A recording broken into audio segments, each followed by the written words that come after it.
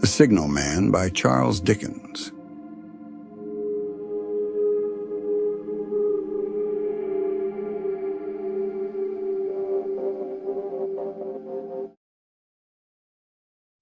"Hello! Below there!" When he heard a voice thus calling to him, he was standing at the door of his box with a flag in his hand, furled round its short pole. One would have thought, considering the nature of the ground, that he could not have doubted from what quarter the voice came, but instead of looking up to where I stood on the top of the steep cutting nearly over his head, he turned himself about and looked down the line. There was something remarkable in his manner of doing so, though I could not have said for my life what. But I know it was remarkable enough to attract my notice, even though his figure was foreshortened and shadowed, down in the deep trench, and mine was high above him, so steeped in the glow of an angry sunset, that I had shaded my eyes with my hand before I saw him at all. "Hallo! Below!" From looking down the line, he turned himself about again, and raising his eyes, saw my figure high above him. "Is there any path by which I can come down and speak to you?" He looked up at me without replying, and I looked down at him without pressing him too soon with a repetition of my idle question. Just then there came a vague vibration in the earth and air, quickly changing into a violent pulsation, and an oncoming rush that caused me to start back as though it had force to draw me down. When such vapor as rose to my height from this rapid train had passed me and was skimming away over the landscape, I looked down again and saw him refurling the flag he had shown while the train went by. I repeated my inquiry. After a pause, during which he seemed to regard me with fixed attention, he motioned with his rolled-up flag towards a point on my level, some 200 or 300 yards distant. I called down to him, "All right," and made for that point. There, by dint of looking closely about me, I found a rough, zigzag descending path notched out, which I followed. The cutting was extremely deep and unusually precipitate. It was made through a clammy stone that became oozier and wetter as I went down. For these reasons, I found the way long enough to give me time to recall a singular air of reluctance or compulsion with which he had pointed out the path. When I came down low enough upon the zigzag descent to see him again, I saw that he was standing between the rails on the way by which the train had lately passed, in an attitude as if he were waiting for me to appear. He had his left hand at his chin, and that left elbow rested on his right hand, crossed over his breast. His attitude was one of such expectation and watchfulness that I stopped a moment, wondering at it. I resumed my downward way, and stepping out upon the level of the railroad and drawing nearer to him, saw that he was a dark, sallow man, with a dark beard and rather heavy eyebrows. His post was in as solitary and dismal a place as ever I saw. On either side, a dripping wet wall of jagged stone, excluding all view but a strip of sky. The perspective one way only a crooked prolongation of this great dungeon. The shorter perspective in the other direction terminating in a gloomy red light, and the gloomier entrance to a black tunnel in whose massive architecture there was a barbarous, depressing, and forbidding air. So little sunlight ever found its way to this spot that it had an earthy, deadly smell, and so much cold wind rushed through it that it struck chill to me as if I had left the natural world. Before he stirred, I was near enough to him to have touched him. Not even then removing his eyes from mine, he stepped back one step and lifted his hand. This was a lonesome post to occupy, I said, and it had riveted my attention when I looked down from up yonder. A visitor was a rarity, I should suppose. Not an unwelcome rarity, I hoped. In me, he merely saw a man who had been shut up within narrow limits all his life, and who, being at last set free, had a newly awakened interest in these great works. To such purpose I spoke to him. But I am far from sure of the terms I used, for, besides that, I am not happy in opening any conversation. There was something in the man that daunted me. He directed a most curious look towards the red light near the tunnel's mouth and looked all about it, as if something were missing from it, and then looked at me. That light was part of his charge, was it not? He answered in a low voice. Don't you know it is? The monstrous thought came into my mind as I perused the fixed eyes and the saturnine face, that this was a spirit, not a man. I have speculated since whether there may have been infection in his mind. In my turn, I stepped back. But in making the action, I detected in his eyes some latent fear of me. This put the monstrous thought to flight. You look at me, I said, forcing a smile, as if you had a dread of me. I was doubtful, he returned, whether I had seen you before. Where? He pointed to the red light he had looked at. There? I said. Intently watchful of me, he replied, but without sound. Yes. My good fellow, what should I do there? However, be that as it may, I never was there, you may swear. I think I may, he rejoined. Yes, I'm sure I may. His manner cleared like my own. He replied to my remarks with readiness, and in well-chosen words. Had he much to do there? Yes. That was to say, he had enough responsibility to bear, but exactness and watchfulness were what was required of him, and of actual work, manual labor, he had next to none. To change that signal, to trim those lights, and to turn this iron handle now and then, was all he had to do under that head. Regarding those many long and lonely hours of which I seemed to make so much, he could only say that the routine of his life had shaped itself into that form, and he had grown used to it. He had taught himself a language down here, if only to know it by sight, and to have formed his own crude ideas of its pronunciation could be called learning it. He had also worked at fractions and decimals and tried a little algebra, but he was, and had been as a boy, a poor hand at figures. Was it necessary for him, when on duty always, to remain in that channel of damp air? And could he never rise into the sunshine from between those high stone walls? Why, that depended upon times and circumstances. Under some conditions there would be less upon the line than under others, and the same held good as to certain hours of the day and night. In bright weather he did choose occasions for getting a little above these lower shadows, but being at all times liable to be called by his electric bell, and at such times listening for it, with redoubled anxiety, the relief was less than I would suppose. He took me into his box where there was a fire, a desk for an official book in which he had to make certain entries, a telegraphic instrument with its dial, face, and needles, and the little bell of which he had spoken.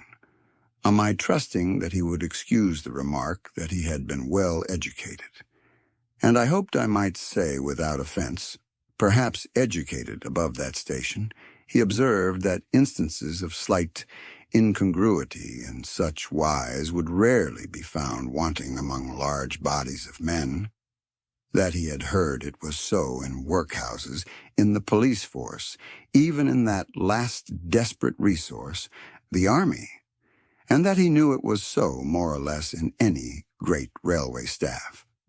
He had been, when young, if I could believe it, sitting in that hut, he scarcely could, a student of natural philosophy, and had attended lectures.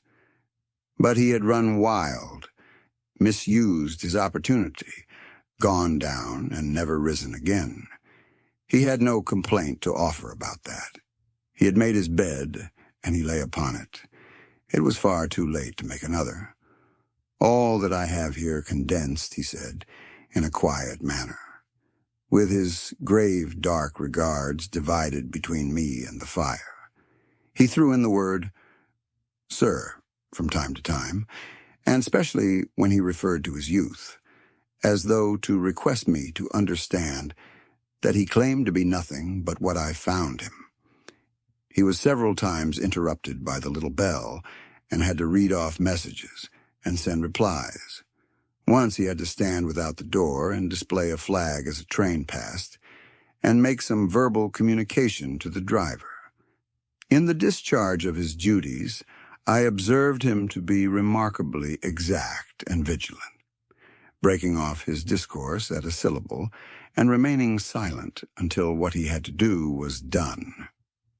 In a word, I should have set this man down as one of the safest of men to be employed in that capacity, but for the circumstance that while he was speaking to me, he twice broke off with a fallen color, turned his face toward the little bell when it did not ring, opened the door of the hut, which was kept shut to exclude the unhealthy damp, and looked out towards the red light near the mouth of the tunnel.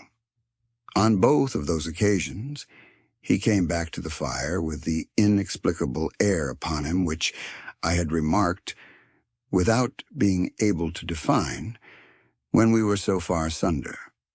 Said I, when I rose to leave him, "You almost make me think that I have met with a contented man."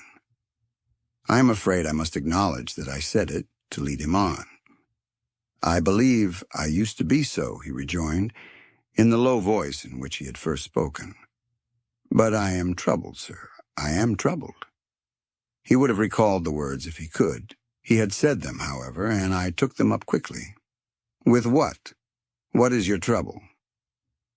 "It is very difficult to impart, sir. It is very, very difficult to speak of. If ever you make me another visit, I will try to tell you." "But I expressly intend to make you another visit. Say, when shall it be?" "I go off early in the morning, and I shall be on again at 10 tomorrow night, sir. I will come at 11. He thanked me and went out at the door with me. "I'll show my white light, sir," he said in his peculiar low voice, "till you have found the way up. When you have found it, don't call out, and when you're at the top, don't call out." His manner seemed to make the place strike colder to me, but I said no more than, "Very well. And when you come down tomorrow night, don't call out. Let me ask you a parting question. What made you cry? Hello? Below there? Tonight?" "Heaven knows," said I. "I cried something to that effect." "Not to that effect, sir. Those were the very words. I know them well. Admit those were the very words. I said them, no doubt, because I saw you below." "For no other reason?" "What other reason could I possibly have?" "You had no feeling that they were conveyed to you in any supernatural way?" "No." He wished me good night and held up his light. I walked by the side of the down line of rails with a very disagreeable sensation of a train coming behind me until I found the path. It was easier to mount than to descend, and I got back to my inn without any adventure. Punctual to my appointment, I placed my foot on the first notch of the zigzag next night, as the distant clocks were striking 11. He was waiting for me at the bottom, with his white light on. "I have not called out," I said when we came close together. "May I speak now?" "By all means, sir." "Good night, then, and here's my hand." "Good night, sir, and here's mine." With that, we walked side by side to his box, entered it, closed the door, and sat down by the fire. "I have made up my mind, sir," he began, bending forward as soon as we were seated, and speaking in a tone but a little above a whisper, "that you shall not have to ask me twice what troubles me. I took you for someone else yesterday evening. That troubles me. That mistake? No. That someone else? Who is it? I don't know. Like me? I don't know. I never saw the face. The left arm is across the face, and the right arm is waved, violently waved. This way. I followed his action with my eyes, and it was the action of an arm gesticulating, with the utmost passion and vehemence. For God's sake, clear the way! One moonlight night, said the man, I was sitting here, when I heard a voice cry, Hello! Below there! I started up, looked from that door, and saw this someone else standing by the red light near the tunnel, waving as I just now showed you. The voice seemed hoarse with shouting, and it cried, Look out! Look out! And then again, Hello! Below there! Look out! I caught up my lamp, turned it on red, and ran towards the figure, calling, What's wrong? What has happened? Where? It stood just outside the blackness of the tunnel. I advanced so close upon it that I wondered at its keeping the sleeve across its eyes. I ran right up at it, and had my hand stretched out to pull the sleeve away when it was gone. Into the tunnel? Said I. No. I ran on into the tunnel 500 yards. I stopped and held my lamp above my head, and saw the figures of the measured distance, and saw the wet stains stealing down the walls and trickling through the arch. I ran out again faster than I had run in, for I had a mortal abhorrence of the place upon me, and I looked all round the red light with my own red light, and I went up the iron ladder to the gallery top of it, and I came down again and ran back here. I telegraphed both ways. An alarm has been given. Is anything wrong? The answer came back, both ways. All well. Resisting the slow touch of a frozen finger tracing out my spine, I showed him how that this figure must be a deception of his sense of sight, and how that figures, originating in disease of the delicate nerves that minister to the functions of the eye, were known to have often troubled patients, some of whom had become conscious of the nature of their affliction, and had even proved it by experiments upon themselves. As to an imaginary cry, said I, do but listen for a moment to the wind in this unnatural valley while we speak so low, and to the wild harp it makes of the telegraph wires. That was all very well, he returned, after we had sat listening for a while, and he ought to know something of the wind and the wires, he who so often passed long winter nights there, alone and watching. But he would beg to remark that he had not finished. I asked his pardon, and he slowly added these words, touching my arm. Within 6 hours after the appearance, the memorable accident on this line happened, and within 10 hours the dead and wounded were brought along through the tunnel over the spot where the figure had stood. A disagreeable shudder crept over me, but I did my best against it. It was not to be denied, I rejoined, that this was a remarkable coincidence, calculated deeply to impress his mind. But it was unquestionable that remarkable coincidences did continually occur, and they must be taken into account in dealing with such a subject. Though, to be sure, I must admit, I added, for I thought I saw that he was going to bring the objection to bear upon me, men of common sense did not allow much for coincidences in making the ordinary calculations of life. He again begged to remark that he had not finished. I again begged his pardon for being betrayed into interruptions. This, he said, again laying his hand upon my arm and glancing over his shoulder with hollow eyes, was just a year ago. 6 or 7 months passed, and I had recovered from the surprise and shock, when one morning, as the day was breaking, I, standing at the door, looked towards the red light and saw the spectre again. He stopped with a fixed look at me. Did it cry out? No, It was silent. Did it wave its arm? No. It leaned against the shaft of the light, with both hands before the face. Like this. Once more I followed his action with my eyes. It was an action of mourning. I have seen such an attitude in stone figures on tombs. Did you go up to it? I came in and sat down, partly to collect my thoughts, partly because it had turned me faint. When I went to the door again, daylight was above me, and the ghost was gone. But nothing followed? Nothing came of this?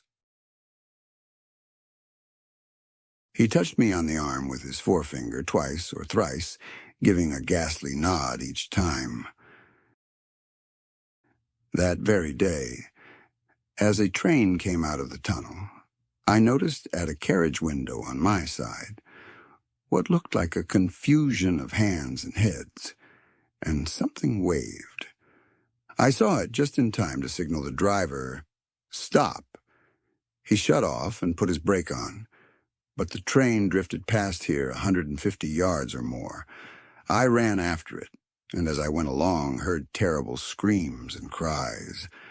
A beautiful young lady had died instantaneously in one of the compartments, and was brought in here and laid down on this floor between us. Involuntarily I pushed my chair back. As I looked from the boards at which he pointed to himself, "True, sir, true. Precisely as it happened, so I tell it you." I could think of nothing to say, to any purpose, and my mouth was very dry. The wind and the wires took up the story with a long, lamenting wail.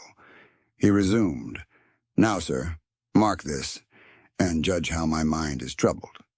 The spectre came back a week ago. Ever since, it has been there, now and again, by fits and starts. At the light? At the danger light. What does it seem to do?" He repeated, if possible, with increased passion and vehemence, that former gesticulation of, "For God's sake, clear the way." Then he went on, "I have no peace or rest for it. It calls to me for many minutes together, in an agonized manner, 'Below there! Look out! Look out!' It stands waving to me. It rings my little bell." I caught at that. "Did it ring your bell yesterday evening when I was here, and you went to the door?" "Twice." "Why, see," said I, "how your imagination misleads you. My eyes were on the bell, and my ears were open to the bell, and if I am a living man, it did not ring at those times. No, nor at any other time, except when it was rung in the natural course of physical things by the station communicating with you." He shook his head. "I have never made a mistake as to that yet, sir. I have never confused the spectre's ring with the man's. The ghost's ring is a strange vibration in the bell that it derives from nothing else, and I have not asserted that the bell stirs to the eye. I don't wonder that you failed to hear it. But I heard it. And did the spectre seem to be there when you looked out?" "It was there. Both times." He repeated firmly, "Both times." "Will you come to the door with me and look for it now?" He bit his under lip as though he were somewhat unwilling, but arose. I opened the door and stood on the step, while he stood in the doorway. There was the danger light. There was the dismal mouth of the tunnel. There were the high, wet stone walls of the cutting. There were the stars above them. "Do you see it?" I asked him, taking particular note of his face. His eyes were prominent and strained, but not very much more so, perhaps, than my own had been when I had directed them earnestly towards the same spot. "No," he answered, "it is not there." "Agreed," said I. We went in again, shut the door, and resumed our seats. I was thinking how best to improve this advantage, if it might be called one, when he took up the conversation in such a matter-of-course way, so assuming that there could be no serious question of fact between us, that I felt myself placed in the weakest of positions. "By this time you will fully understand, sir," he said, "that what troubles me so dreadfully is the question, what does the spectre mean?" I was not sure, I told him, that I did fully understand. "What is its warning against?" he said, ruminating, with his eyes on the fire, and only by times turning them on me. "What is the danger? Where is the danger? There is danger overhanging somewhere on the line. Some dreadful calamity will happen. It is not to be doubted this third time after what has gone before. But surely this is a cruel haunting of me. What can I do?" He pulled out his handkerchief and wiped the drops from his heated forehead. "If I telegraph danger on either side of me or on both, I can give no reason for it," he went on, wiping the palms of his hands. "I should get into trouble and do no good. They would think I was mad. This is the way it would work. Message, danger, take care. Answer, what danger? Where? Message, don't know. But for God's sake, take care. They would displace me. What else could they do?" His pain of mind was most pitiable to see. It was the mental torture of a conscientious man, oppressed beyond endurance by an unintelligible responsibility involving life. When it first stood under the danger light, he went on, putting his dark hair back from his head and drawing his hands outward across and across his temples in an extremity of feverish distress. "Why not tell me where that accident was to happen, if it must happen? Why not tell me how it could be averted, if it could have been averted? When, on its second coming, it hit its face, why not tell me, instead, she is going to die? Let them keep her at home?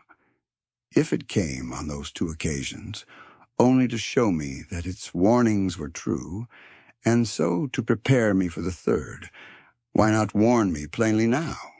And I, Lord help me, a mere poor signalman on this solitary station.